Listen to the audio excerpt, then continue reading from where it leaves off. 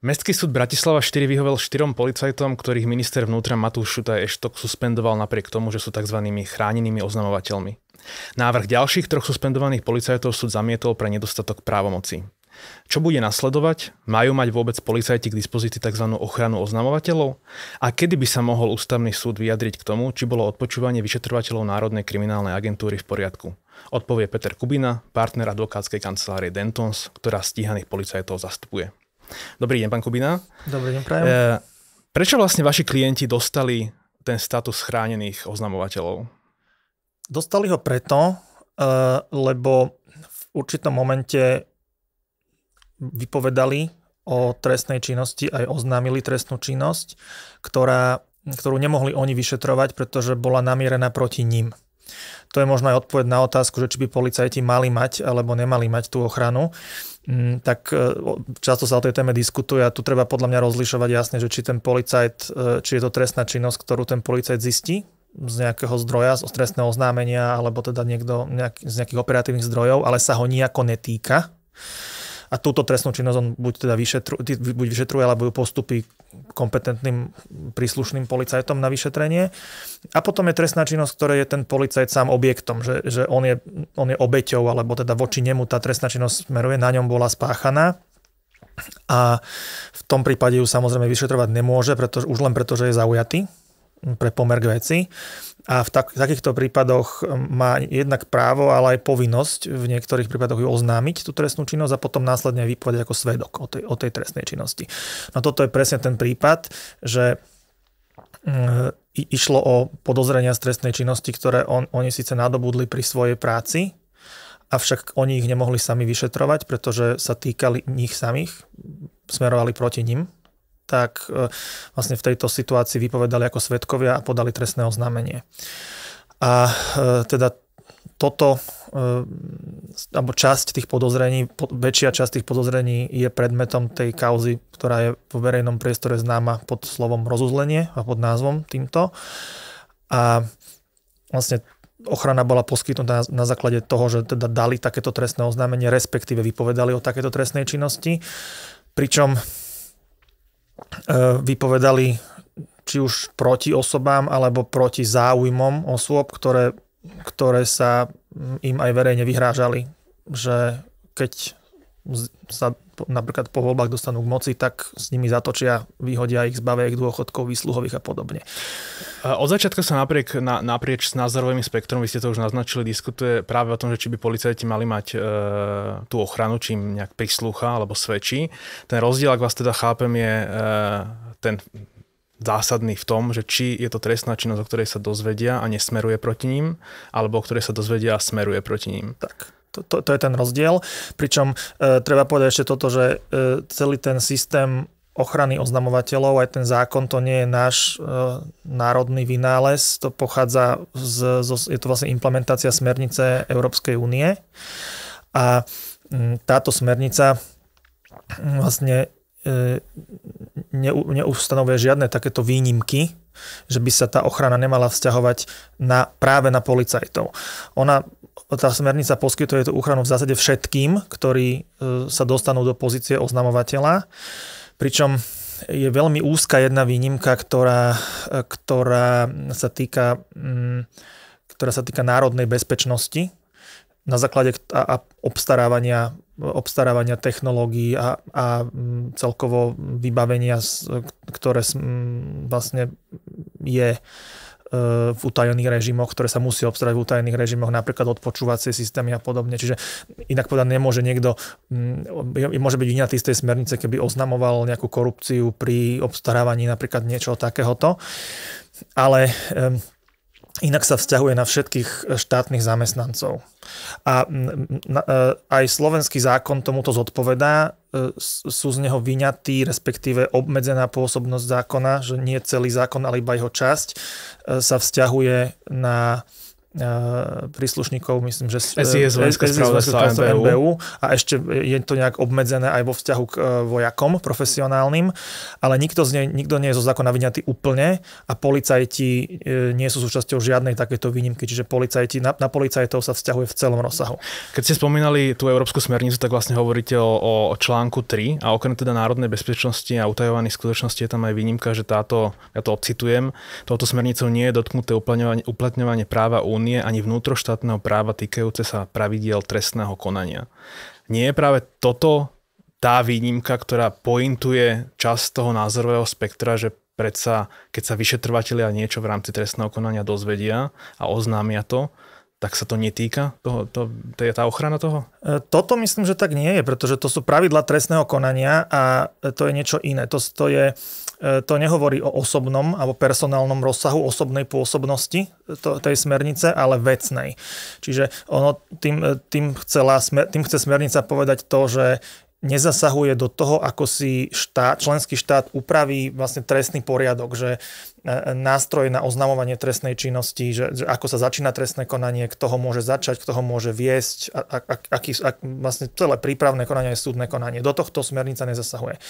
Ale toto neznamená zúženie personálneho rozsahu, že na ktorých zamestnancov alebo na ktoré osoby by sa smernica nemala vzťahovať vôbec.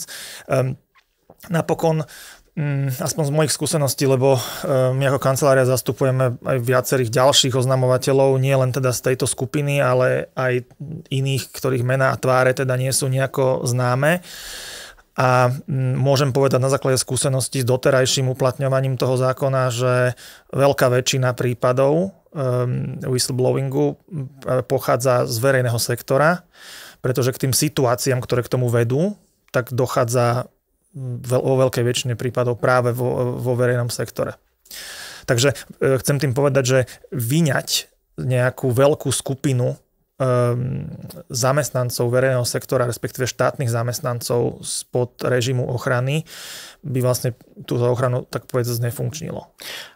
Veľa sa v reakcii teda na podania vašich klientov debatuje, teda iniciovali to najmä politici súčasnej koalície o zmene zákona o whistleblowingu, kde teda zaznievajú aj názory, že by policajti z toho mali byť vyňatí. Vy ste už spomínali vlastne príslušníkov SIS, vojenského spravodajstva a NBU, ktorí nie sú vyňatí úplne, ako ste spomínali, ale sú vyňatí práve z toho paragrafu 7, čo je pointa vlastne. Aj zo 7, aj z 12 sú vyňatí. Oni sú vlastne vyňatí takmer z celého zákona, okrem tých paragrafov, ktoré hovoria o nejakých interných mechanizmoch nahlasovania.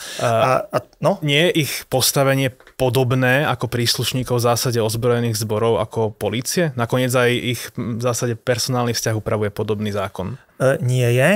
A poviem aj, prečo to tak nie je. Keď si pozrieme dôvodovú správu, ktorá bola vlastne súčasťou legislatívneho materiálu k tomuto zákonu, tak je tam veľmi zaujímavé zdôvodnené to, že prečo sú vyňaté tieto orgány, práve tieto orgány. A ten dôvod je jasný z ich postavenia v systéme štátnych orgánov na Slovensku aj v režime ich práce. Lebo tieto orgány v podstate pracujú v utajenom režime, všetky ich výstupy a zase celá ich činnosť je v utajenom režime a preto vlastne by bolo v rozpore s ochranou utajovaných skutočností, ak by narážalo by to na ochranu utajovaných skutočností, keby sa tieto veci mali potom oznamovať a byť ešte chránené mimo teda toho interného rámca. Čiže je to vlastne riešením konfliktu medzi dvoma záujmami. Záujem na ochrane, na predchádzaní protispoločenskej činnosti a na ochrane oznamovateľov na jednej strane a ochrany utajovaných skutočností na druhej strane. Plus ten dôvod je potom ešte doplnený o to, že vlastne tieto všetky orgány fungujú pod kontrolou parlamentu. O efektívnosti tej kontroly sa môžeme baviť. Ja si myslím, že o žiadnu reálnu kontrolu nejde, ale práve týmto bolo odôvodnené to, že prečo boli vyňaté z pôsobnosti toho zákona. Na policajný zbor sa žiaden z týchto dôvodov nevzťahuje. Takže ani to, že do určitej miery je činnosť vyšetrovateľov utajená, minimálne v operatívnej rovine? No, to je činnosť operatívcov, nie vyšetrovateľov, ale nie je to, ten hlavný dôvod bol ten, že sú pod kontrolou vlastne Národnej rady. a polícia nie je pod kontrolou Národnej rady. Ono s tým potom súvisí aj ten utajený režim, ale hlavný dôvod bol ten, že kto ich kontroluje a že ich kontroluje vlastne Národná rada a teda táto kontrola to vraj zabezpečí dostatočne. No tak o tom sa môžeme baviť, ale každopádne, keď berieme to, že to rácio, na základe ktorého boli aj teda vylúčené tieto orgány z ochrany, a to je niečo, k čomu sa zákonodarca priznal priamo v dôvodovej správe, že preto to ich vylúčujem, tak keď si to pozriete, tak z toho nič nesedí na policajný zbor. Tu treba povedať ešte, že vlastne tak teraz dneska som zachytil nejaké verejné informácie, že ten zákon sa má meniť, alebo teda, že sa chystá nejaká zmena, tak bude zaujímavé to sledovať, lebo však tí, ktorí ho idú dnes zmeniť, tak do nohy za ten zákon hlasovali v čase, keď bol prijatý v jeho súčasnom znení. A bude teda zaujímavé, ja som sám zvedavý na to, že ako bude tá novela formulovaná, ako tam bude riešená otázka retroaktivity, respektíve zákazu, ako vysporiadanie sa so zákazom retroaktivity a ako tam bude riešený súlad so smernicou. Ešte k tomu rozdielu, ktorý teda vy vnímate, že kedy je policajný oznamovateľ chránený a kedy nemôže byť. K tomu člen súdnej rady Peter Šamko s odkazom vlastne na rozhodnutie jeho senátu v kauze iného vášho klienta Borisa Beňu hovorí, že podľa neho po správnosti to malo byť tak, že vaši klienti okolo Jána Čurilu mali podať trestné oznámenie ako keby v tom konaní, v ktorom sú stíhaní, lebo to je vlastne podľa neho je ich procesná obrana alebo obhajoba voči tomu skutku, za ktorý sú stíhaní. A podobne to oni judikovali vlastne v kauze pána Beňu, kde povedali, že vlastne to stíhanie za krivú výpoveď má byť súčasťou toho jedného stíhania. Predpokladám, že s týmto nesúhlasíte a zaujímavé prečo.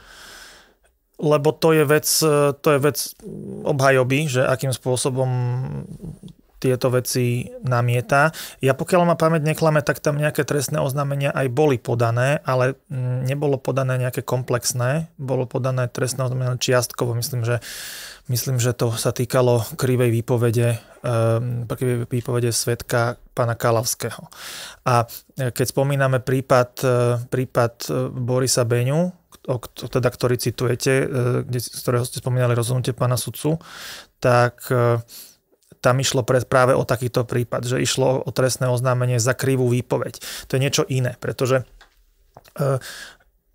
to je situácia, keď niekto proti mne vypovedá ako svedok a ja dám na ňo trestné oznámenie za krivú výpoveď. Tak keď ide výlučne o krivú výpoveď, tak vtedy vlastne sa to trestné oznámenie takéto hodnotí ako súčasť obhajoby. Malo by byť v podstate zahrnuté do toho trestného spisu, ktorom tá výpoveď bola urobená. A až v čase, keď sa potom preukáže, či už v prípravnom konaní alebo pred súdom, že tá výpoveď naozaj bola krivá, že bola nepravdivá, tak vtedy vlastne by malo byť začaté potom konanie na základe toho trestného oznámenia stíhanie za krivú výpoveď toho svedka, ktorý takto vypovedal. V tomto prípade ale nejde o v tých veciach, čo sa týkajú tej kauzy rozuzlenia, tam nejde o to, že by niekto krivo vypovedal proti niekomu v trestnom konaní. Tam ide o, aspoň z toho, čo mi je verejne známe, lebo to uznesenie, keď bolo vznesené, tak sa ocitlo aj vo verejnom priestore, tak to je ďaleko širší rozsah vecí, než nejaká krivá výpoveď. Tam sa krivé výpovede ani nespomínajú. Rozumiem, ale okrem iného pointa toho rozuzlenia je, že tu existovala nejaká iná skupina, ktorá mala motív stíhať v zásade vašich klientov. V zásade aj na základe vyfabrikovaných dôvodov, čo vyzerá ako súčasť obhajoby.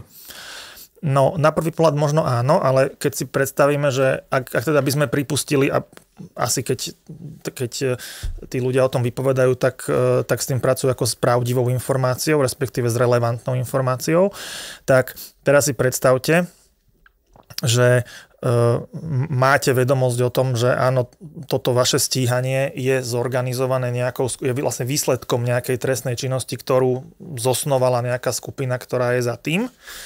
A teda tie orgány, ktoré to stíhanie vedú, sú akoby len nejakými ramenami tejto skupiny. A teraz vy akože im to poviete, že im vlastne poviem, že tak tuto máte celú skupinu, tak toto vlastne celé je a teda vy sami seba vyšetrujte, tak toto nejde. Preto je rozdiel medzi situáciou, keď sa to týka len tej krivej výpovede nejakého svedka, lebo to je niečo, čo sa musí vyhodnotiť najprv v trestnom konaní, či to je opodstatnené, či tá krivá výpoveď teda je naozaj pravdivá, alebo je nepravdivá a až potom, keď to vyhodnotí ten orgán, ktorý má hodnotiť pravdivosť tej výpovede, tak potom sa môže to stíhanie viesť. Naozaj ten prípad Borisa Beňu a Ľudovita Maka, na ktorý sa odvoláva aj pán sudca v tom, čo citujete, tak to je naozaj, to sa týka len stíhania za krivú výpoveď a to je veľmi špecifický vzťah. Hej. To je veľmi špecifický vzťah medzi tým stíhaním za krivú výpoveď a samotným trestným konaním, v ktorom tá výpoveď bola urobená. A to rácio toho rozhodnutia aj Senátu pána sudcu Šámka, aj teda sudkyne prvostupňového súdu, ktorá vlastne tiež ich nevzala do väzby, tak to rácio vlastne spočíva práve na určení hraníc medzi toho vzťahu medzi tým trestným konaním, ktorom bola tá výpoveď urobená a potom tým trestným konaním alebo samostatným trestným stíhaním za krivú výpoveď. Že tam musí byť nejaká logická nadväznosť a nemôže sa stiať paralelne, že v jednom konaní tá výpoveď je považovaná za pravdivú a pracuje sa s ňou ako normálne s dôkazom a paralelne sa vedie trestné stíhanie, kde je ten svedok stíhaný za to, že tá výpoveď je nepravdivá. Toto je to, čo je neprípustné. Druhý okruh spochybňovania, najmä teda z úst koaličných politikov, je o tom, že kto posudzuje kvalifikovanosť toho oznámenia, že sa kvalifikovala na ochranu. Ak čítam správne zákon, opravte ma, nie za každé oznámenie prislúcha oznamovateľovi ochrana a musí nejaký orgán, najčastejšie teda prokurátor alebo inšpektorát práce, posúdiť, že či sú tam dôvody, či je natoľko vážne a objasňuje nejaké vážne skutočnosti, že sa kvalifikuje na to. Áno. Minister vnútra spochybňuje to, že to je vlastne nepreskúmateľné. Je to nepreskúmateľné? No týmto orgánom je prokurátor a je to prokurátor, ktorý je príslušný na vlastne výkon dozoru v tej veci, ktoré sa to trestné oznámenie týka. Tu treba rozlišovať medzi dvoma situáciami. Jedna situácia je tá, keď dávate tzv. Nové trestné oznámenie, že prichádza ten oznamovateľ prvýkrát s nejakým oznámením, zistením, svedectvom a zároveň vtedy podáva aj žiadosť o ochranu. Vtedy sa vlastne najprv vyhodnotí to trestné oznámenie a potom sa poskytne tá ochrana, keď je to dôvodné. Naproti tomu existuje ešte druhý prípad a to bol tento, že tá ochrana sa dá udeliť aj následne. Ten oznamovateľ o ňu môže požiadať aj nejakú dobu potom, ako napríklad prvýkrát vypovedal alebo dal trestné oznámenie. Proste keď nadobudne pocit, že tú ochranu potrebuje. No, čiže títo moji klienti v podstate, tam to bolo tak, že oni už vlastne vypovedali v tom trestnom konaní, v tom rozuzlení ešte pred znesením obvinenia niektorí, ale niektorí ešte vypočutí neboli. A hoci všetci mali k tomu čo povedať. Ako členovia toho tímu očistec bývalého. No a tak to, že na základe čoho oni nadobudli pocit, že tú ochranu potrebujú, tak to boli vlastne stupňujúce sa verejné vyhrážky od verejne činných osôb, že čo všetko s nimi urobia, keď preberú politickú kontrolu nad ministerstvom vnútra v zásade. Hej. To bolo to, čo smerovalo k voľbám. Malo to trvanie niekoľko mesiacov, možno aj ako dlho predtým. Však to sú verejne známe veci. Takže v momente, keď teda už preto sa oni nejak neponáhľali s tým. To rozumiem, ale aký má toto vzťah vlastne k preskúmateľnosti toho takto opatrenia? Preskúmateľnosť, to som ešte neriešil, to sme sa ešte nebavili. Okay. Ja len hovorím, že najprv bola prvá časť otázky vašej bola, že teda ako sa to posudzuje, okay. Tak som cítil za potrebu vysvetliť rozdiel medzi tým novým trestným oznámením a tým následným, respektíve pridelením kontrol, či priznaním tej ochrany na začiatku a potom v priebehu konania. No a teraz tej preskúmateľnosti, tam nie je žiaden opravný prostriedok proti tomu. Zákon teda nepredpokladá, že by to niekto mohol preskúmavať. Takže je to takisto otázka ešte na asi buď súdnu prax, alebo že akým spôsobom či by sa tam zaviedol nejaký opravný prostriedok, alebo nie. Každopádne doteraz nebol s tým žiadny problém. Zoberme si situáciu, že rovnakú ochranu dostala vlastne pani Santusová, čo je takisto príslušnička policajného zboru. Dostala ju niekoľko mesiacov pred mojimi klientmi. V jej prípade tú ochranu nikto nespochybňuje, dokonca ona nebola nikdy v situácii, pokiaľ viem, že by ju musela využiť, že by sa na ňu musela spoliehať. Ale dodnes tú jej ochranu nikto nespochybňuje, napriek tomu že je policajtka. No a tam takisto o tom rozhodol prokurátor, v tomto prípade krajský prokurátor v Bratislave, takisto nikto jeho rozhodnutie nepreskúmaval, nespochybňoval a takisto, pokiaľ viem, tak všetci to rešpektujú. Takže otázka je, v čom je rozdiel? No v ničom, len otázka je, že či tak ako pri pani Santusovej, aj pri vašich klientov by to malo alebo nemalo byť preskúmateľné. A v zásade aj smernica hovorí, ale len v recitále, nie v záväznej časti, že ten, proti ktorému to oznámenie smeruje, by mal mať právo v každej fáze toho konania na základe oznámenia mať právo na nejakú právnu ochranu a preskúmateľnosť tých krokov. Čo teda nás ako keby... Ten proti komu smeruje čo? To oznámenie. Hej, čiže v tomto prípade asi minister vnútra, hej, ako zamestnávateľ. Ministerstvo vnútra ako zamestnávateľ. Áno, takto. Ja v podstate pracujem s textom zákona, ktorý je platný a účinný. Smernica Európskej únie nikdy neurčuje, že presne do detailu, že ako ten zákon má vyzerať. Tam je určitý rámec alebo nejaký priestor pre ten štát, aby si to upravil spôsobom, ktorý uzná za vhodný. A pokiaľ zákonodarca príde s tým, že zavedie nejakú formu opravného prostriedku alebo prieskumu toho rozhodnutia o priznaní ochrany, tak samozrejme my sa s tým vysporiadame, preskúmame, či je to kompatibilné so smernicou a potom sa budeme podľa toho riadiť. My nemáme žiadnu moc, ktorá by nám umožňovala nerešpektovať zákon. K tomu smerujem práve, lebo špeciálny prokurátor na tej tlačovej konferencii, kde sa vlastne zastával kolegu Matúša Harkabusa, naznačil, že by tie opatrenia mohli byť preskúmateľné v správnom súdnictve, čo znamená, ak správne počítam, že ministerstvo vnútra má teoreticky ešte niekoľko dní na podanie správnej žaloby a žiadanie o odkladný účinok proti tým opatreniam. A bez toho, že by som nejak detailnejšie to analyzoval, tak viem si predstaviť, že by tam preskúmateľnosť v rámci správneho súdnictva mohla byť. Hej? Dobre, a potom subotázka, ak sa k tomu ministerstvo odhodlá a požiada o priznanie odkladného účinku, čo to vlastne spôsobí s celou tou situáciou, ktorá dneska je? Takto, pri tom správnom súdnictve tam treba vyriešiť jednu vec, že správne súdnictvo primárne je konštruované na ochranu fyzických a právnických osôb pred nezákonnosťou rozhodnutia správnych orgánov. Čiže z tohto pohľadu si viem predstaviť, že by sa proti tomu správnom súdnictve vedel brániť zamestnávateľ súkromný. Že nejaká súkromná firma, ktorá by mala vo svojich radoch nejakého teda oznamovateľa. Ale pokiaľ ide o zamestnanca či zamestnávateľa vlastne verejnoprávneho a navyše ešte takého, ktorý vystupuje aj v tých služobných vzťahoch v postavení mocenskom, lebo tam sa to rieši všetko personálnymi rozkazmi, tak tam si myslím, že v tom správnom súdnictve by to mohlo naraziť práve na tento limit, že jednoducho ten zamestnávateľ je aj v tomto vzťahu orgánom verejnej moci, ktorý vlastne, na ktorého ochranu správne súdnictvo nie je určené.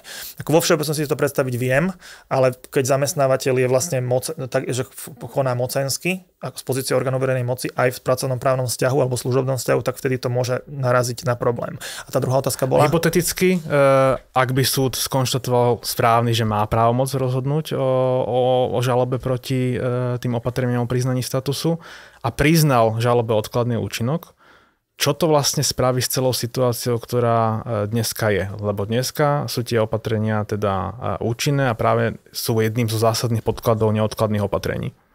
To je otázka. Ja si myslím, že dosť predbiehame, lebo ja si myslím, že s tou právomocou by tam naozaj bol problém, ale akože viem si predstaviť, že keby sa také niečo stalo, tak určite by to naša protistrana využívala na to, aby torpedovala tú ochranu a tým pádom aj tie neodkladné opatrenia. A tu si myslím už, že prichádzalo takto sme príliš v hypotetickej úrovni, čiže ja celkovo nerad odpovedám na hypotetické otázky, lebo v takýchto prípadoch sa nikdy nedá obsiahnuť akože všetky teda skutkové a právne okolnosti, ktoré v tom čase budú existovať, ale akože hovorím vo všeobecnosti z hľadiska toho, že čo si akože dokážem predstaviť, že môže tam existovať. No a v takom prípade ja si myslím, že nie je možné zasahovať do právoplatných rozhodnutí súdov. Čiže keď nejaké rozhodnutie súdu, čo aj v civilnom konaní je právoplatné a bolo vydané na základe nejakého právneho stavu, tak doňho je možné zasiahnuť len obnovou konania. Tam nejaká iná možnosť nie je. Čiže ak by neboli splnené podmienky na obnovu konania v rámci civilného sporového konania, tak ten priestor by bol komplikovaný. Ale samozrejme neviem, ako bavíme sa tu o veciach, ktoré naozaj sú veľmi hypotetické, takže budem schopný to upresniť potom, že keď sa na túto križovatku dostaneme a budem vlastne vedieť posúdiť, čo všetko tam je a čo všetko tam chýba. Tie konania o neodkladných opatreniach teda dopadli v pomere 4:3 v prospech vašich klientov. Ako sa dneska majú tí 4 klienti v zmysle výkonu pracovného povolania? Správania sa na pracovisku a tak ďalej. K tomu pomeru 4:3 vlastne on je trošku skreslený, lebo vlastne tie 3 rozhodnutia, ktoré akoby v tejto fáze boli v neprospech mojich klientov, tak v nich sa ten súd nevyjadril vlastne k tej podstate veci, že teda či tam bolo porušenie zákona a či je z tohto dôvodu potrebné im poskytnúť tú neodkladnú ochranu, alebo či nie, pretože oni zastali pri otázke vlastne vlastnej právomoci, ktorej sa v podstate zriekli tie súdy. Tie traja sudcovia alebo sudkyne, ktoré takto rozhodli. A ďalej tým pádom, že neskúmali to meritum veci. Takže tam nebola tá ochrana ako keby meritorne zamietnutá, len teda bolo zo strany súdov konštatované, že nemajú na to právo, že sa k tomu nevyjadria, že sa k tomu má vyjadriť niekto iný. V poriadku, rešpektujeme, nejako ich za to nenapádame, je to súčasť slobodného alebo nezávislého súdneho rozhodovania, podali sme proti tomu odvolania. Rozumiem, ale do toho len skočím v jednej veci, že ani tí 4 sudcovia nepovedali, že ide o odplatu v tých personálnych rozkazoch, len povedali, že porušil minister zákon tým, že si nevypýtal súhlas.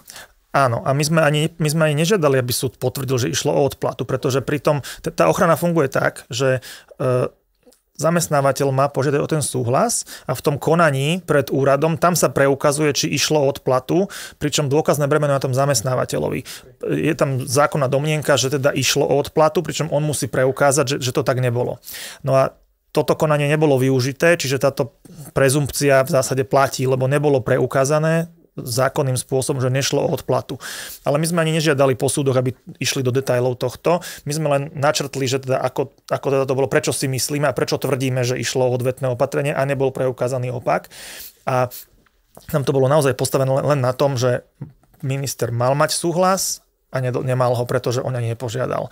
A keďže vlastne celé to je založené na antidiskriminačnom princípe, že tá diskriminácia priama, ide o priamu diskrimináciu, spočíva vlastne v tom, že každý chránený oznamovateľ legitímne očakáva, že keď ho zamestnávateľ bude chcieť nejako postihnúť alebo znevýhodniť alebo vyhodiť, tak si na to bude potrebovať ten súhlas, ktorý že si ho bude musieť vyžiadať, čiže bude rešpektovať ten zákon alebo ten rámec, ktorý tam je. No a keď zamestnávateľ takto nepostupuje a ten zákon ignoruje a rovno ho vyhodí alebo urobí proti nemu nejaké takéto opatrenie, tak toto zakladá samo o sebe priamu diskrimináciu. Toto bolo konštatované aj zo strany súdu. Späť k tej otázke, že teda ako sa majú vaši klienti, ktorí uspeli? No tak pokiaľ ide o pána Kiša, tak on mal vlastne ešte na vlastnú žiadosť schválenú dovolenku a rehabilitáciu, takže on do konca roka je v tomto režime. Potom uvidíme, že ako bude to neodkladné opatrenie, či ho odvolací súd potvrdí alebo zruší. Pokiaľ bude trvať to neodkladné opatrenie, tak sa od 1. januára vráti do práce. Pokiaľ ide o zvyšných 3 klientov, čiže pánov Mašina, Sabotu a Dunčka, tak prvý menovaný už teda pracuje od asi 2 týždne, alebo odkedy to bolo, myslím, že to bolo 15. novembra vydané, tak odvtedy. A tí zvyšní 2 vlastne išli do práce dnes prvýkrát, lebo včera teda boli doručené tie uznesenia o neodkladnom opatrení, takže nemám ešte nejaké aktuálne informácie, že ako to tam prebiehalo, ale neboli žiadne komplikácie s rešpektovaním rozhodnutí súdov. Čiže ani im nebola pridelená nejaký sprievod ako v tom prvom prípade? Nie. V tom prvom prípade takýto pokus bol, ale potom si to teda vypýtal pán Mašín písomne a tak potom od tohto nápadu bolo upustené. A pokiaľ ide o pána Mašína, robí v robote to, čo robil do celého do tejto situácie, že má tie isté spisy? To neviem, lebo ja ako ich advokát nepotrebujem, ani nemám dôvod vedieť, že na akých spisoch oni pracujú, takže ja som s nimi nikdy neriešil ani to, že čomu sa v tej práci oni venujú, akým presne prípadom. Takže preto ani mi to neprislúcha vedieť, ani to neviem. Zákon o ochrane whistleblowerov, my sme sa o tom aj pred rozhovorom rozprávali, má dva režimy vlastne schvaľovania alebo posudzovania tej odplatnosti toho pracovnoprávneho úkonu, ten vopred dá súhlas a potom v prípade úkonov, ktoré je to asi myslené na to, že v prípade úkonov, ktoré nastali pred poskytnutím ochrany, je tam nejaký ex post mechanizmus. Vy ste o neho žiadali napriek tomu, že tu to nebolo ex post? My sme si na základe toho, ako tomu zákonu rozumieme, tak my v podstate ten zákon čítame tak, že ten paragraf 12, čo je tá následná ochrana, kde vlastne to nejde o predchádzajúci súhlas, ale ide o pozastavenie účinnosti. Takže toto, aj keď to nie je v tom zákone výslovne uvedené, takže toto v zásade patrí iba tým oznamovateľom, ktorí teda nie sú chránení, ktorí nemajú tú ochranu. Pretože tí, ktorí sú chránení, tak sú chránení ex ante, čiže vopred tým, že musí byť ten predchádzajúci súhlas. Dôvod, prečo si to myslím, je ten, že v podstate v tom konaní následnom o to pozastavenie účinnosti, tak tam sa dokazuje presne to isté, čo sa dokazuje v tom konaní o predchádzajúcom súhlase. Teda či išlo o odvetné opatrenie, či to malo alebo nemalo príčinu súvislosť s tým oznámením. No a ak by to bolo teda inak, ako hovorím, tak by to vlastne znamenalo, že žiaden zamestnávateľ v podstate nemusí vôbec si pýtať predchádzajúci súhlas, ani keď má chráneného oznamovateľa, lebo vždy sa môže zachrániť ešte kvázi v tom konaní následnom podľa paragrafu 12. Priznávam, že v tomto je ten zákon možno trošku nejednoznačný, lebo pripúšťa nejaký dvojaký výklad, ale systematicky je to tak, že keby som ja o tom mal rozhodovať, tak v podstate by som to rozhodol takto, že keď je chránený, tak ide podľa paragrafu 7, predchádzajúci súhlas, ak ho nemá, tak je to neplatné, prípadne nezákonné a môžeš zrovna na neodkladné opatrenie na súd. A keď ešte tú ochranu nemá ten zamestnávateľ, či zamestnanec, tak vtedy môže ísť cez ten paragraf 12, cez to pozastavenie účinnosti a až potom môže ísť na súd. Nie je to ale v skutočnosti tak, že to má chrániť oznamovateľa pred pasivitou zamestnávateľa, presne pred takouto situáciou, že tu je nejaký zamestnávateľ, ktorý si stojí za tým, že súhlas netreba, čiže nemáme odpoveď na kľúčovú otázku, či ide o odplatu. A v takom prípade podľa mňa by mohol nastúpiť režim paragrafu 12. To je tá alebo nejednoznačnosť. Totižto odpoveď na vašu otázku možno tkvie v tom, že to pozastavenie účinnosti úradom je len naozaj že dočasné a v podstate ono je nejakou akoby predsieňou súdnej ochrany. Čiže dokonca nie je ani podmienkou poskytnutia súdnej ochrany neodkladným opatrením, aby sme predtým išli cez ten paragraf 12, že to nie je že povinnosť, že na to, aby si dostal neodkladné opatrenie, aby si mohol sa uchádzať o neodkladné opatrenie, musíš požiadať o paragraf 12. Sedí, ale vedeli by sme odpovedať na kľúčovú otázku, či išlo o odplatu alebo nie. To áno, to by sme vedeli. No ale my sme, keďže sme si boli vedomí tejto nejednoznačnosti, tak my sme nechceli nič zanedbať. Okay. A preto napriek tomu názoru, ktorý zastávam, tak napriek tomu sme požiadali aj o to pozastavenie účinnosti podľa paragrafu 12. A tam zatiaľ, a my sme to aj tomu úradu otvorene napísali, že pozrite sa, myslíme si, že to je takto. Okay. Pripúšťame, že to môže mať dvojaký význam, alebo že sa tomu dá vykladať inak. Vy ste tí, ktorí to majú vykladať, tak buď nám napíšte, že súhlasíte s tým, ako to vidíme my, alebo rozhodnite a pozastavte účinnosť. No a to sme dali vo všetkých 7 prípadoch.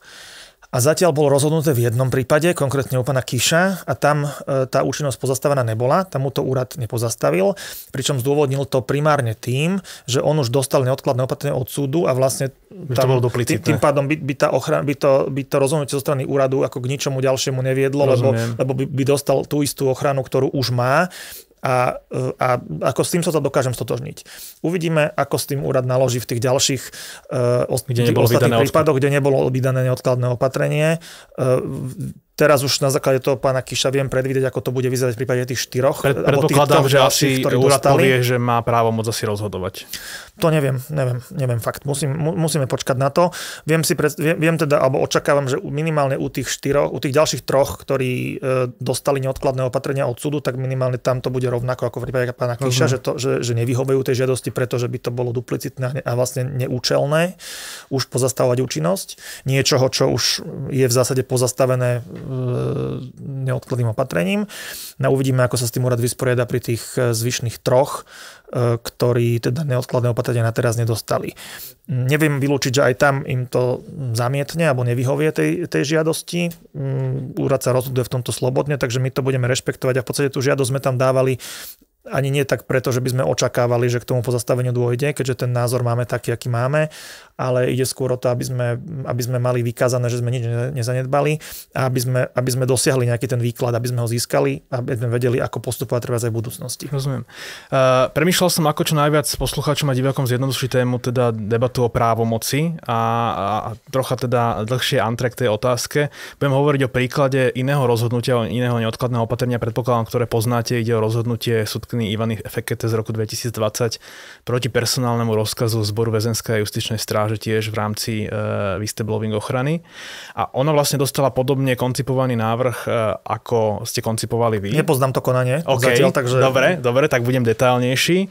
Tiež žiadal navrhovateľ, teda príslušník ZVS, ktorý podal oznámenie a mal ochranu o neodkladné opatrenie, ktoré nebolo časovo ohraničené v návrhu. Ona ho ale v samotnom rozhodnutí časovo ohraničila a to do vlastne nadobudnutia právoplatnosti rozhodnutia o odvolaní žalobcu a vysvetlila to tak, že sporná vec nespadá do právomoci civilných súdov, ale do právomoci správnych súdov. Spornou vecou sa myslí personálny rozkaz za predpokladu, že žalobca vyčerpá všetky riadne opravné prostriedky. A moja otázka znie, že či práve spôsob, akým uvažovala sudkyňa Fekete, nie je odpoveďou kompromisnou na celú tú diskusiu, že kým je nevyhnutné poskytnúť neodkladnú ochranu, čiže ktorú nemôže poskytnúť správny súd, tak ju poskytne civilný súd. Tá doba trvá vlastne len do rozhodnutia o rozklade a potom môžete podať správnu žalobu a žiadať o odklad vykonateľnosti toho právoplatného rozkazu. No tak poprvé zaujímavé, toto je pre mňa nová informácia, ja som teda nepoznal toto rozhodnutie, priznám sa, že nie. I keď tú pani sudkyňu poznám z jedného konania, čo som tam zastupoval ešte na Bratislava 3 okresnom súde, ale nie v tejto veci. No, že budem si ju musieť pozrieť. Takto z toho, čo hovoríte, tak je otázka ešte, ako by tam bola pokrytý čas medzi vlastne právoplatnosťou a podaním správnej žaloby a rozhodnutím. Lebo takto poviem to tak, že sú skúsenosti v správnom súdnictve, je mojich teda, ktorých teda nemám práve málo, je nasledovné, že keď podáte správnu žalobu, to viete si pripraviť tak, že ju podáte v zásade obratom potom, ako vám príde rozhodnutie o odvolaní alebo o rozklade. Čiže toto je pod kontrolou toho žalobcu, to je v poriadku. Ale potom o tom odkladnom účinku správnej žaloby sa rozhoduje do 30 dní od vyjadrenia žalovaného. Čiže správny súd postupuje tak, že dostane správnu žalobu, potom vyzve žalovaného na vyjadrenie, na to nemá lehotu. A zažil som prípady, keď ho vyzvali po 3-4 mesiacoch. A potom, keď ten sa vyjadrí, ešte si môže pýtať predĺženie lehoty prípadne, tak čo môžu byť ďalšie 2 mesiace, tú lehotu spravidla dávajú 30-dňovú, v jednom konaní ju teraz predĺžili proti strane, čiže vedia aj predĺžiť na 60. To už sme možno aj 5 mesiacov po podaní správnej žaloby. A potom máme 30 dní na rozhodnutie o podkladnom účinku. Takže môže byť aj pol roka ten žalobca, alebo teda v tomto prípade ten policajt bez ochrany, akejkoľvek. A následne potom ešte existuje jedna vec v zákone, v správnom súdnom poriadku a o tom som presvedčený, že to je dôvod, pre ktorý som ešte nevidel na vlastné oči naživo žiadny odkladný účinok správnej žaloby. A to je tá vec, že ako náhle správny súd by priznal odkladný účinok správnej žalobe, tak potom má lehotu na rozhodnutie v merite veci do 6 mesiacov. Okay. Nepoznám takého sudcu, a to ako pri všetkej úcte, nepoznám sudcu, ktorý by si s radosťou dobrovoľne vešal na nohu takúto gulu obrazne povedané, že teraz vydám niekomu tento odklad a potom vďaka tomu bude musieť šlapnúť na plyn a rozhodnúť do 6 mesiacov. Naozaj máme na správnych súdoch pomerne veľa vecí a bežné konanie na správnom súde o správnej žalobe, teda správny súd v Bratislave ešte neexistuje tak dlho, že by sme vedeli posúdiť, ako to bude, ale kým tá agenda bola na krajskom súde, tak tie konania bežne trvali 3 roky v merite veci. Ja som mal bežné konanie, že som podal žalobu a pojednávanie a vyhlásenie rozhodnutia o 3 roky. A teraz keď som zvyknutý pracovať v režime, aj mám toho toľko ako sudca, že to stíham procesovať tak v 3-ročných intervaloch, tak si neviem predstaviť dosť dobre, že ako by sa to dalo potom zvládnuť v tom polročnom okne, ktoré by vzniklo po odkladnom účinku. Takže z tohto dôvodu si myslím, že tá ochrana tá predbežná ochrana cez odkladný účinok správnej žaloby je iluzórna, až by som povedal nefunkčná, pretože ja som naozaj, napriek tomu, že mám na správnych súdoch veľa vecí a pripúšťam, že môže také existovať, ale ja som ešte nevidel naživo rozhodnutie o odkladnom účinku. A všetky, čo som podal, boli zamietnuté. Vždy sa nejaký dôvod našiel a ja som to však nespochybňoval, rešpektoval, ale aj som sa na to pozeral tak s pochopením, že no tak veď ako nemôžem to ani čakať, keď by to potom znamenalo pre vás, že musíte rozhodnúť do 6 mesiacov. Rozumiem, ale je na druhej strane správne mať v zásade časovo neobmedzené neodkladné opatrenie a teraz si to povedzme hlavne na príklade pána Bránka Kiša, lebo tam išlo aj nielen o neodkladné opatrenie vo vzťahu k personálnemu rozkazu, ale aj v zásade k niečomu, čo jednoducho nazvime rekonštrukcia zboru, organizačná zmena. Organizačná zmena je proste niečo, čo aj zajtra môže mať úplne inú potrebu a minister bude chcieť urobiť. No takto, tu predovšetkým treba povedať to, že neodkladné opatrenie nie je nikdy trvalé a vždycky je zvratné. Aj keď nemá v sebe vyjadrené časové obmedzenie, tak vždy, pokiaľ sa zmenia okolnosti, ktoré existovali v čase jeho vydania a zmenia sa takým akože podstatnejším spôsobom, tak tá druhá strana má vždy právo žiadať alebo navrhovať zrušenie neodkladného opatrenia. Takže neodkladné opatrenie, aj keď teda neobsahuje v sebe časové obmedzenie, tak vždy je zvratné. Není to nikdy ani res judicata, ani nejaký nezvratný právny stav. Vždy je možné to navrátiť do pôvodného stavu. Samozrejme, tam už sa vyžaduje nejaká iniciatíva z druhej strany, či už žaloba na navrátenie do pôvodného stavu, alebo návrh na zrušenie neodkladného opatrenia. Čiže toto existuje vždy. A potom druhá rovina, ktorú to má, je, že to nie, že v hociakom prípade, ktorý si zmyslíme, tak môže vlastne civilný súd takýmto spôsobom akoby zmraziť na nejaký čas účinky rozhodnutia vydaného v správnom konaní. Toto je vyslovene špecifická situácia, keď sa to týka ochrany pred diskrimináciou. A táto není uplatniteľná vždy. My sme vychádzali v tomto prípade z toho, že vyslovene ten zákon o štátnej službe policajtov, ktorý hovorí o tom teda, že jak sa tam vydávajú tie služobné či personálne rozkazy a ako sa proti tomu dá odvolať a potom rozklady dávať a že správne žaloby a ako to vlastne celé funguje v tom hierarchicky usporiadanom systéme, tak tento istý zákon bol v nejakom momente novelizovaný, lebo ten paragraf má číslo 2a, to znamená, že tam musel byť vložený ex post a ten dáva policajtom v podstate tú najširšiu ochranu pred diskrimináciou, v podstate 100% totožnú s tým, ako je táto formulovaná v antidiskriminačnom zákone. On dokonca aj odkazuje na antidiskriminačný zákon, pokiaľ ide o právne prostriedky ochrany, teda neodkladné opatrenia, žalobu civilnú, zdržovaciu a podobne. Lebo tam ten zákon vyslovene hovorí, že poprvé, že čo sa môžete domáhať, v prípade porušenia porušenia zásady rovnakého zaobchádzania, tam je, že upustiť protiprávneho konania, či zdržovacia žaloba, napraviť protiprávny stav a tak ďalej, priznať nejaké primerané zadoručenie nemajetkovú újmu. A potom je tam takisto paragraf, ktorý hovorí, že na konania vo veciach antidiskriminačných sa vzťahuje, teda je tam občiansky súdny poriadok, dnes teda civilný sporový poriadok. Takže toto je vyslovene špecifická oblasť a tam keby nebola toto prepojenie s diskrimináciou, tak by to nebolo také jednoduché, ako to je za týchto okolností. Ono to ani teraz nie je jednoduché, očividne. Tie prípady idú na krajský súd, či už na základe vášho odvolania alebo odvolania ministerstva vnútra. Môže tam nastať situácia, že aj senáty krajského súdu budú to posudzovať rozdielne? Nepochybne áno. Také, že procesné záruky, ako formálne záruky zjednocovania rozhodovacej praxe existujú až na najvyšších súdnych autoritách, na najvyššom súde prostredníctvom Veľkého senátu. Čiže vôbec túto možnosť nevylučujeme, rovnako tak, ako sme ju nevylučovali na tom okresnom súde. Okay. My sme postupovali týmto spôsobom, že sme dali 7 samostatných návrhov rovnakého znenia síce, ale za každého žalobcu samostatne. Malo to viacero dôvodov.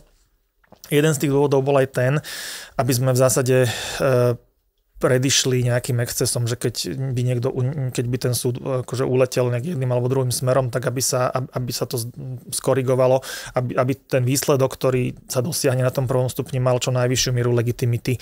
A to aj preto, že si uvedomujeme, že vytvárame v podstate judikatúru pre budúce prípady. A s týmto istým vedomím ideme aj do odvolacieho konania. A aj s týmto istým očakávaním, že vôbec teda, respektíve by nás neprekvapilo, keby boli tie výsledky rôzne. Ale keďže tá rôznosť je iba v otázke právomoci, to je jediné, na čom sa tie súdy rozchádzajú, lebo k tomu meritu sa jedni vyjadrili tak ako my, v náš prospech, a druhí sa nevyjadrili. Čiže je veľmi rozumná šanca, že keby sa k tomu mali vyjadriť, tak sa k tomu vyjadria veľmi podobne, lebo tam není veľmi cesta úniku. Ale rešpektujem, že môžu mať aj iný názor aj na otázky tie meritorné. Ale to rozdelenie medzi tých právnych názorov spočíva práve v otázke právomoci, tak v tomto prípade bude prípustné aj dovolanie.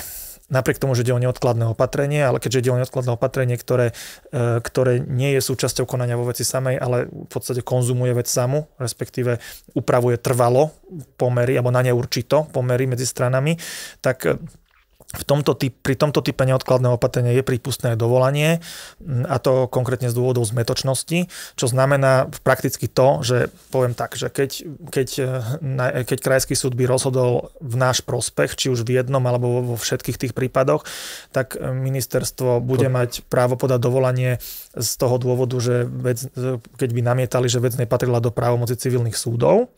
A keby to bolo naopak, tak my máme právo podať dovolanie z dôvodu, že bolo porušené právo na spravodlivý proces, konkrétne vo forme odmietnutia spravodlivosti a prístupu k súdu. Takže jedna alebo druhá strana to na ten najvyšší súd podá, si myslím. Rozumiem. Za nás hovorím určite, že áno. Takže keby došlo tú otázku tej právomoci, v konečnom dôsledku podľa mojich predpokladov zrejme vyrieši až najvyšší súd ako dovolací. Ten dôvod, prečo vlastne minister suspendoval vašich klientov, teda je, že sú trestne stíhaní. Vy namietate, že sú trestne stíhaní už dlho a ten dôvod tu nebol, ale teraz sa dostaneme k pointe toho trestného stíhania. Jeho podkladom sú aj odposluchy teda z kancelárie Národnej kriminálnej agentúry. Vy ste už v zásade si dovolím povedať, mnohými mesiacmi namietli jednotlivé príkazy. Pred 2 rokmi. A v akom stave je to konanie? Lebo teda pred pár mesiacmi minimálne teda v tých justičných kruhoch sa šírila informácia, že už by to malo byť rozhodnuté. Čo aj ten termín tomu zodpovedal. No takto, pokiaľ ide o túto informáciu, čo sa mala šíriť, tak tam máte asi možno viac informácií ako ja, lebo ja teda som o takom nepočul, ale ten časový aspekt je taký, že my sme tie ústavné sťažnosti, celkovo ich je 6, podávali v takom čase, ako sme sa dozvedali o jednotlivých tých odpočúvaniach a príkazoch. Čiže najprv sme podali 3, potom sme podali nejaké 2 a potom ešte 1 nakoniec. Čiže v takýchto balíkoch to bolo podávané a tá posledná, ale sme dávali samostatne a oni si to na ústavnom súde všetko spájali do jedného konania. A tú poslednú ústavnú sťažnosť sme podávali niekedy v máji, myslím, tohto roka. Čiže vo vzťahu k tej poslednej sťažnosti to není sú 2 roky, ale vo vzťahu k tým prvým 3 to je už to viac ako 2 roky. No, z môjho pohľadu, tak ako mám skúsenosť s trvaním konaní na ústavnom súde štandardným, tak to musí byť nepochybne jedna z najstarších vecí senátnych, ktoré tam ležia, možno aj tá najstaršia, ale keďže cez hrubé múry z ústavného súdu nedovidím tam, tak neviem, čo sa tam deje. Viem, že to v podstate bolo uvádzané v tých rozhodnutiach o prijatí na ďalšie konanie, preto z toho dedukujem, že ako čiastočne to zdržanie, alebo do nejakej miery to zdržanie môže ísť na vrúb toho, že tie príkazy a podklady, ktoré boli vlastne dávané ako podklad k tým žiadostiam a návrhom na vydanie tých príkazov, tak sa vedú v utajenom režime stále z dôvodov, ktorým teda ja nechápem. A očividne im asi celkom nerozumie ani ústavný súd, lebo keď vyzýval protistrany na vyjadrenie, tak sa ich dopytoval, že prečo je vlastne potrebné to ešte utajovať. Keď o tom vedia vaši klienti. Tak keď o tom vlastne vedia, lebo ten zmysel utajovať takéto akcie je dovtedy, kým sa o tom nevie, ale keď už to počulo celé Slovensko, tak už ten účel je pomerne teda zbytočný a už to má iba ten efekt, že to sťažuje aj nám, aj ústavnému súdu vlastne na tú prácu, ústavnému súdu jeho rozhodovanie, preskúmavanie a nám tú obhajobu. Ale pokiaľ teda myslím, že posledné výzvy na doloženie nejakých dokumentov, ja som bol o nich upovedomovaný, boli posielané prokuratúre aj úradu inšpekčnej služby, úradu inšpekčnej služby aj súdu mestskému Bratislava 1 niekedy pred vyše mesiacom. Respektíve tá lehota, do ktorej sa mali vyjadriť, uplynula pred vyše mesiacom, takže už si myslím, že naozaj nič nebráni tomu, aby ten ústavný súd rozhodol, ale kedy sa tak stane, nad tým nemám žiadnu kontrolu. Ja som písal nejaké žiadosti, respektíve prosby o čo najskoršie rozhodnutie, ale to je niečo, čo sudcovia môžu a nemusia na to prihliadať, takže čakáme. Vy ste to nikdy verejne nekomunikovali, že čo je vlastne dôvodom tých príkazov. Ak to zjednoduším, sú odôvodne tým verejne známym podozrením, že teda NAKA má dochádzať k manipulácii? Alebo ide o príklad ako napríklad Gorila, ktorá bola odôvodnená legendou? Odpoviem vám tak, aby som neporušil akože ochranu utajovných skutočností, lebo napriek teda tomu, že tam že nie je dôvod to utajovať, tak formálne sú tie príkazy stále utajené. Čiže nemôžem vám potvrdiť ani vyvrátiť to, čo hovoríte vy, ale môžem vám povedať to, že nie je tam uvedené nič, čo by už nebolo verejne známe. Okay. Hej? Alebo minimálne rámcovo, že by to nebolo verejne známe. Takže keby ste si teraz ten príkaz prečítali, tak vás nič v tom neprekvapí. Okay. Prekvapilo by vás možno to, keď ste človek, čo sa v tom trochu orientuje a venuje sa tej problematike, tak by vás prekvapilo možno to, že ten príkaz je odôvodnený 100% rovnako ako copy-paste, ako návrh, ktorý dal prokurátor na jeho vydanie a ten je zase odôvodnený úplne rovnako ako copy-paste, ako podnet vyšetrovateľky na jeho vydanie. Toto bola jeden z hlavných dôvodov, pre ktoré sme to napadli na ústavnom súde, lebo toto je v rozpore s judikatúrou. Ale inak okrem tohto by vás tam neprekvapilo asi nič z jeho obsahu. Pred pár týždňami som publikoval teda zistenia, že tých príkazov na odpočúvanie v tých dvoch trestných spisoch prokuratúry, ktoré sa týkajú vašich klientov, bolo výrazne viac, vyše 20. Zhruba v rovnakom čase Európsky súd pre ľudské práva proti Slovensku vyhlásil rozsudok, že porušujeme právo na súkromie nefunkčným systémom na ochranu práv náhodne odpočutých osôb, čo ma privádza k otázke, že či vám pribudnú klienti, keďže typujem, že realizáciou jednotlivých príkazov mohli byť náhodne nahratí mnohí kolegovia vašich súčasných klientov. Tak ono už aj na tých nahrávkach, ktoré sú známe, tak tam sú aj ľudia nahratí takí, ktorí neboli vlastne v záujme toho vyšetrovania, alebo teda v tom fokuse, na ktorých nebolo zamerané to vyšetrovanie, ani tie informačno-technické prostriedky. My sme sa týmto aspektom zatiaľ nezaberali, pretože zatiaľ tie príkazy sú natoľko podľa môjho názoru problematické obsahovo, že sú zrušiteľné, napadnutelné aj zrušiteľné aj na základe sťažností samotných obvinených, proti ktorým je to vlastne jediný dôkaz, ktorý je proti ním používaný v tom konaní. Ohľadne tých ďalších príkazov, ktoré teda boli v tom vašom článku, tak my sme neskúmali zatiaľ, že čo sa oni týkali, ale je kľudne možné, že sa mohli týkať napríklad telefónov, okay. Odpočúvania telefónov, prípadne aut služobných a podobne. A keďže to môže byť kľudne aj tak, že sa tam nič akože nenašlo použiteľné, dokonca ani nič použiteľné na marketingové účely, ako to bolo s týmito nahrávkami, tak už možno tie záznamy sú aj zničené, nevieme.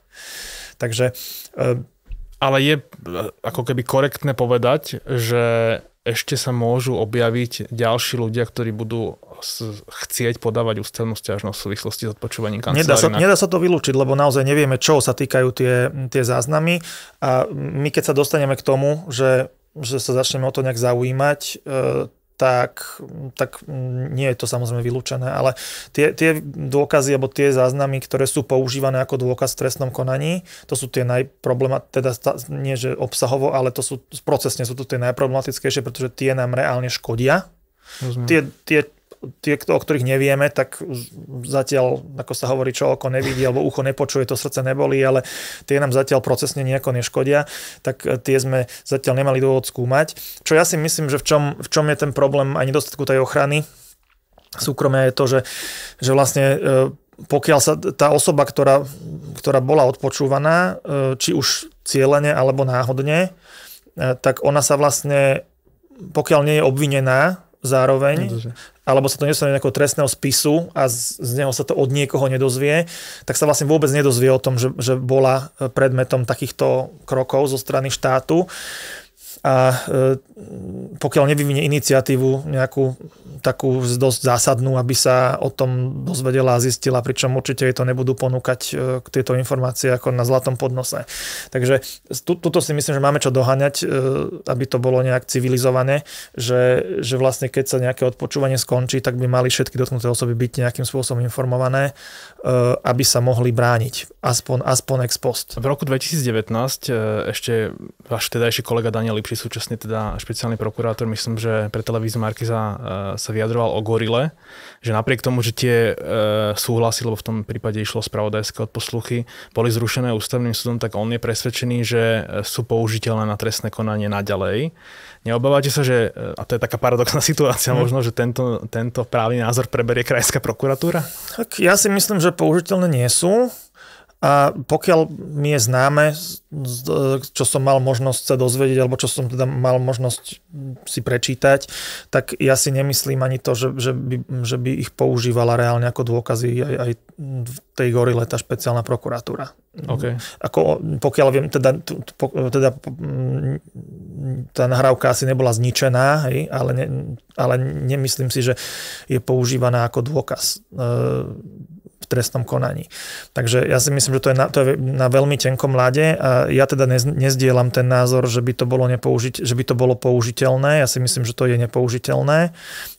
Lebo tam je to o tom, že podkladom na to, aby ten odposluch bol zákonný, tak je vlastne ten príkaz, respektíve súhlas súdu. Na tento, keď odpadne, tak máme problém, lebo nejde o dôkaz získaný zákonným spôsobom. A pripúšťam, že v rôznych krajinách, ktoré sú členskými krajinami dohovoru o Európskeho dohovoru o ľudských právach, tak platia akože rôzne štandardy, ale pokiaľ raz platí, že použitý ako dôkaz môže byť iba dôkaz získaný zákonným spôsobom, tak keď odpadne ten podklad, od ktorého je odvodená zákonnosť toho dôkazu, tak mám vážny problém s jeho použiteľnosťou. Tu ma zaujíma vaša reakcia, lebo vlastne od tej doby, čo bola gorila riešená, padol nedávno zásadný nález ústavného súdu v kauze týraných rómskych chlapcov v Košiciach, kde sa ústavný súd vyjadroval teda aj k súkromnej nahrávke, ktorá bola vyhotovená v priestoroch policajnej stanice, kde je snímanie to týranie tých chlapcov a ústavný súd povedal, že napriek tomu, že teda nebol súhlas tých policajtov, súkromnoprávny súhlas, tak je to zákonná nahrávka, čiže a to teda nie ide len na vrúb vašich klientov, ale vlastne všetkých, ktorých sa týkajú prípadné obvinenia z nezákonných nahrávok.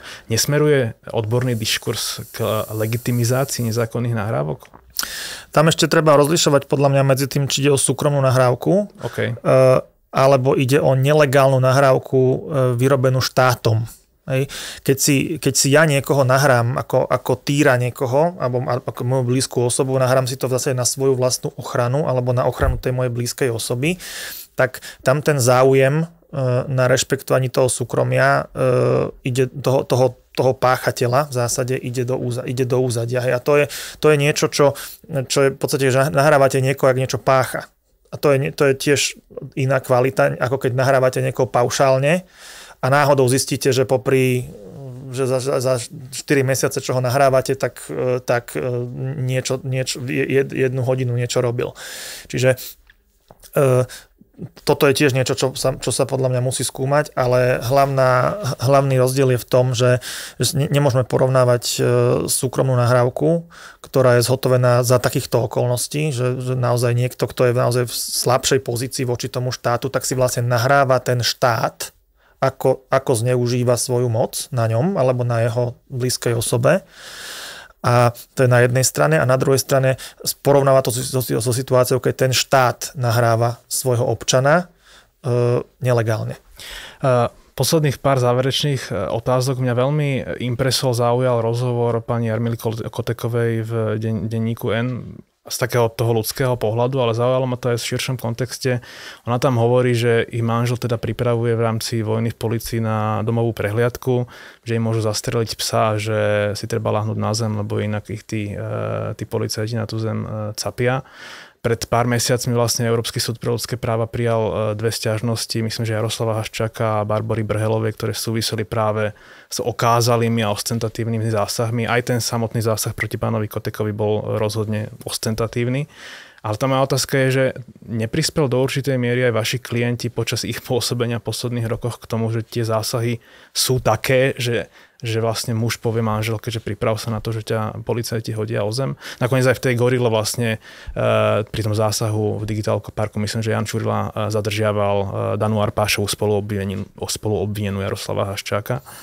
Takto ja vôbec neviem o tom, že neviem detaily o tom, že kto konkrétne, ktorá osoba alebo ktorý policajt zadržiaval koho na akej akcii. Pokiaľ viem, tak zásah Digital Parku bol realizovaný ako iným oddelením NAKA, než kde pôsobili títo moji klienti. Cez to všetko ja som nikdy sa netajil názorom, že ten zásah považujem za excesívny, za proste prehnanú demonštráciu síl a prostriedkov a nikdy som nehovoril nič opačné. Takže v tomto prípade to naozaj bolo prehnané. Pokiaľ je myslím teraz ten zásah v Pente. Ja neviem o tom Digital Parku, ja neviem o tom, čo sa dialo inde u tých iných obvinených. Ale predpokladám, že tam nešla taká armáda ako do Digital Parku. Ale teda pani Brhelová teda namieta, že bola zranená pri tom zásahu, aj to teda skúma SLP. Ten prípad nepoznám, ale samozrejme ja vo všeobecnosti nie som zastancom toho, aby sa takýmto spôsobom demonstrovala, v podstate okázalo policajná sila vo veciach, kde napríklad nejde o nejaké hrubokrké mafie. Hej. Toto boli stíhania v zásade z ekonomickej trestnej činnosti, nenásilnej trestnej činnosti, podozrení, teda tak. Čiže nebol som pri tých zásahoch, ten v Digital Parku poznám iba preto, že bol medializovaný a že boli z neho zábery šírené verejne. Ale neprispeli k tomu aj tí vaši klienti v role vyšetrovateľov, ktorí vyšetrovali tú ekonomickú kriminalitu? Toto neviem potvrdiť ani vyvrátiť. Ja, naozaj, že ja som pri tých akciách nebol. Tie akcie, myslím, že tam je to tak, že aj keď tam ide to nejaké Lynx komando, tak tej akcii velí ten vyšetrovateľ. Áno, presne tak. Tak toto však to vyplýva z predpisov, takže toto viem. Takže za ten priebeh akcie, keď je nejaká akcia, môžem povedať takto vo všeobecnosti, že ak je nejaká akcia, kde teda dojde k takéto prehnanej demonštrácii síly, tak za to zodpovedá ten, kto je velí. Hej? Čiže v konkrétnom prípade ten vyšetrovateľ. Ale to, že kto bol pri akej akcii, to, čo ste mi napríklad dneska povedali, že pri tej pani Arpášovej mal byť konkrétne jeden z mojich klientov, tak to som nevedel, ani som nemal dôvod to vedieť. A ako takisto neviem, že ako to prebehlo. Ale vo všeobecnosti hovorím, že si myslím, že nie je dôvod na to, aby sa takýmto spôsobom ako štát nejak napínal svaly, tam, kde to nie je potrebné. A ja si myslím, že sa aj nastal nejaký vývoj v tejto oblasti, že potom ako sa nejako tie prvé alebo najväčšie excesy postihli, tak už sa to potom neopakovalo. Cez to všetko si myslím, že akoby neviem, to som to počul aj niekde verejne, tuším, že tých vyvalených dverí bolo oveľa viac ešte v minulosti, než teraz, že ten počet týchto demonštrácií síly nejak v čase postupne klesá, tak ja budem rád, keď sa tie síly a prostriedky budú využívať tam, kde ich naozaj treba a nie v zásade tam, kde sa to dá vyriešiť aj proste nejakým zmierlivým spôsobom. Tým nehovorím, že nemajú niekde prísť, že tí policajti, oni majú právo na to, na ten moment prekvapenia, že prísť do nejakého priestoru, urobiť tam prehliadku. Na toto právo majú, len to je rozdiel samozrejme, že akým spôsobom ju robíme. Pripravujú sa novely trestných kódexov.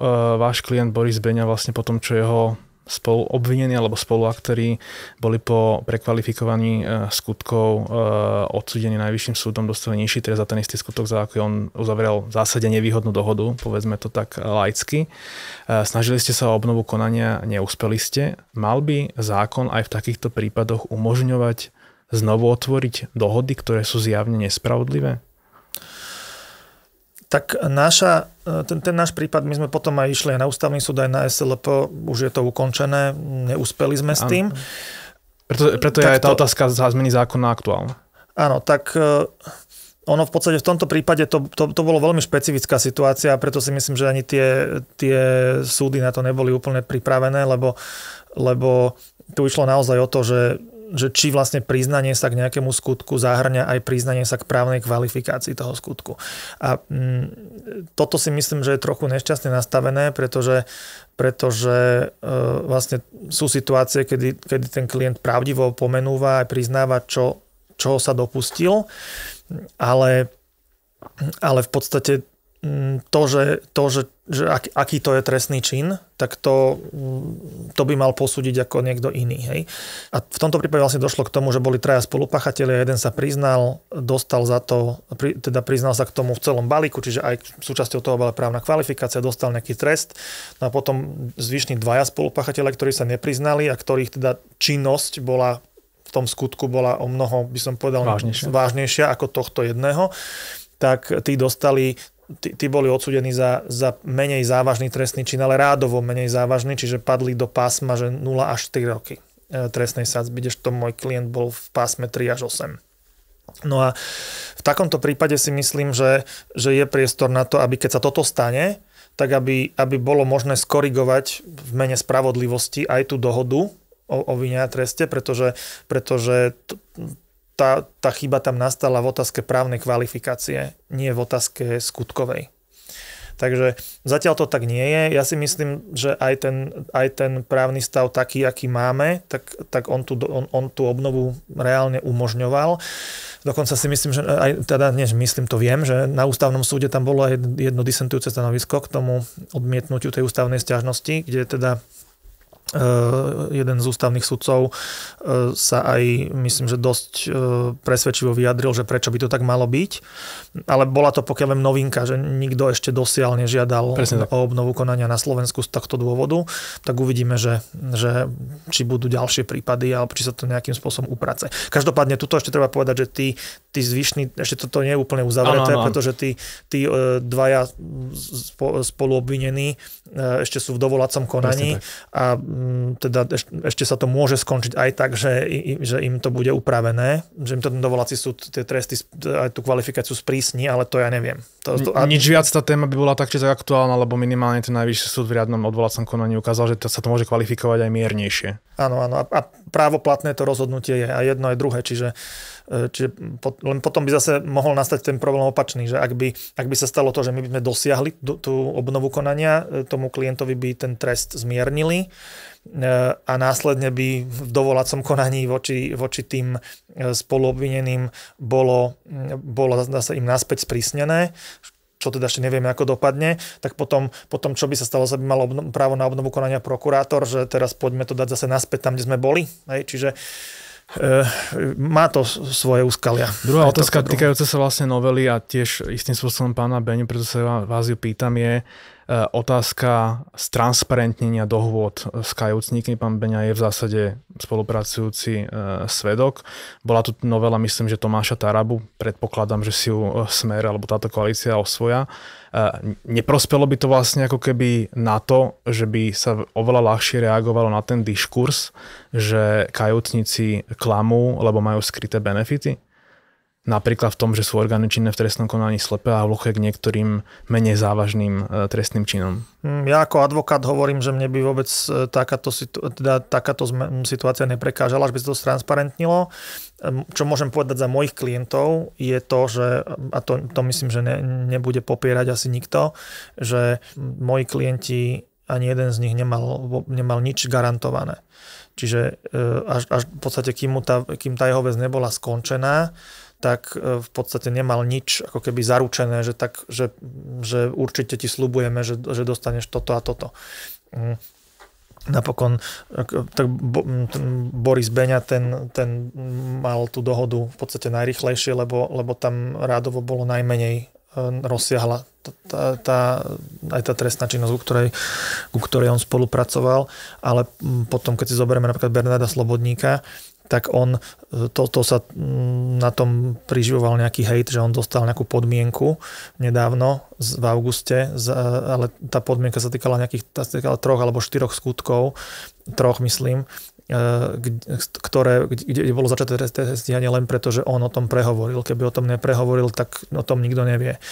A v ďalších 3 alebo 4 prípadoch mu bolo buď podmienečne zastavené, alebo zastavené trestné stíhanie v nejakých skutkoch dielčích, ale tam sa zabúda na to, že on je obžalovaný v kauze Očistec, čo je v zásade tá najpodstatnejšia časť obvinení, ktorým on čelil. Takže z tohto pohľadu si myslím, že z pohľadu tej najpodstatnejšej časti mu nebola poskytnutá dosiaľ žiadna procesná výhoda.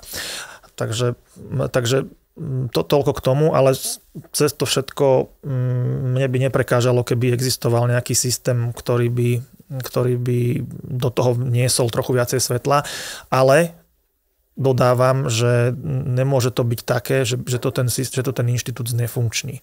Lebo pokiaľ by nejaká zmena trestného zákona viedla k tomu, že vlastne ten inštitút sa stane nepoužiteľným, že budeme mať v zákone napísané, že spolupracujúci obvinený má právo alebo môže dostať toto a toto, ale reálne tam budú ustanovenia také, ktoré tú pozíciu nejak brutálne zneatraktívnia, čo vlastne bude také, že jednou rukou vám niečo dám, druhou vám niečo zoberem, tak potom s takýmto niečím by som samozrejme nesúhlasil, lebo to potom je len predstieranie nejakého že tu vlastne niečo máme, čo má fungovať, ale ono to fungovať nebude.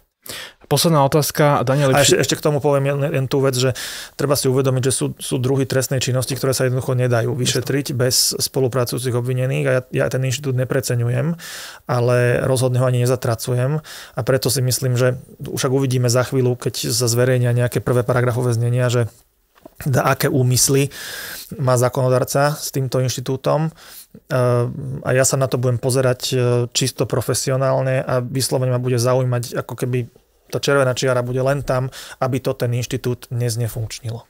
Posledná otázka sa týka vlastne včerajšieho rozhovoru Daniela Lipšica pre denník Štandard internetový. Opäť nečítal som, nevidel som, takže... On sa vyjadruje, teda priznáva stretnutia s Petrom Koščom a Dušanom Kováčikom v roku 2018. Vysvetľuje to, že bol proste advokát a stretával sa... Ale to už aj niekde inde odznelo, nielen tam, najdávnejšie som to stretával sa aj s divnými ľuďmi, pokiaľ to on považoval v prospech svojich klientov. Mňa zaujíma váš názor, lebo bolo to v roku 2018, kedy vy ste už boli ste partnerom Dentonsu a on v Dentonse pôsobil, že aký je váš názor k tomu? Tak my sme sa bežne nerozprávali o tom, že kto sa s akým klientom stretáva. V tom čase sme mali dosť rozdielne agendy, čiže nedochádzalo medzi nami k nejakému prieniku v rámci práce, že by sme navzájom zdieľali robotu a podobne. Vedel som o tom, na akých veciach pracuje, klientoch a tak, ale nevedel som žiadne podrobnosti. Vo všeobecnosti si myslím, že advokát má právo, a nie je to nič neetické, keď sa stretne v zásade s kýmkoľvek, keď je to na prospech nejakého jeho klienta. Samozrejme, pokiaľ je to v medziach zákona, pokiaľ sa teda nedochádza tam k nejakému protizákonnému alebo neetickému konaniu. Pokiaľ som teda, čiže to je všeobecne, to platí nielen na ňoho, ale na akéhokoľvek iného môjho budúceho, aj bývalého kolegu, aj akéhokoľvek budúceho kolegu a neviem koho iného, aj na súčasných kolegov. Ešte pokiaľ ma pamäť neklame, tak v jednom z tých rozhovorov aj odznelo to, že on si tuším, že myslí, že to bolo aj nahraté, takže kľudne, keď to niekto má nahrávku z toho stretnutia, že nech ju kľudne aj vypustí. Takže to je také, čo mne ako napovedá o tom, že tak ako asi on sa neobáva toho, že ani to neutajuje nakoniec, keď o tom prehovoril. Hej. Problém je skôr tedy, keď sa stretnutia dejú tajne, nejaké takéto, nie keď sa dejú tak, že v zásade nie je problém o tom hovoriť, ale ja som napríklad veľmi opatrný ohľadne toho, s kým sa stretávam, a to je v zásade vec ako keby nejakého takého citu každého toho človeka alebo každého advokáta. Ja sa stretnutiam s osobami, ktoré možno označiť za závadové, skôr vyhýbam. Takže to nehovorím o stretnutiach s klientami, ktorí sú obvinení z trestnej činnosti, ako z nejakých podozrení, ale pokiaľ nejde vyslovene o klienta, tak ja sa skôr stretnutiam vyhýbam, a než by som ich akože preferoval. Takže to je moja pozícia. Ďakujem za rozhovor. Ďakujem aj pekne. Ďakujem za pozvanie.